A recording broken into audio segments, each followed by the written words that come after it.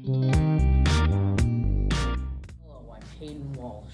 Have you ever tried to draw an elegant stick figure but didn't have the know-how to do it? Well, after this lesson, you'll be able to draw them in no time.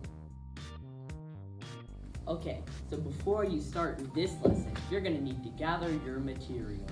But what materials will I need? You'll need paper, pencil or pen, and a flat surface. So the first step that you need to do is draw the head. The head should be a circular shape that is about 2/3 of...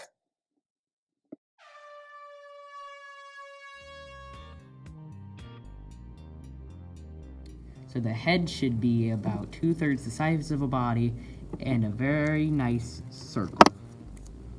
So the next thing you draw is the body.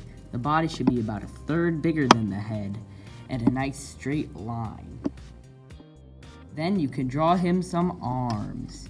These arms can be in any position you want them to be in doing anything. And finally, on the body at least, you draw your legs. The legs are very important to make a stick figure. And even if you want to, you can draw a cute little hat. Now you have your stick figure done.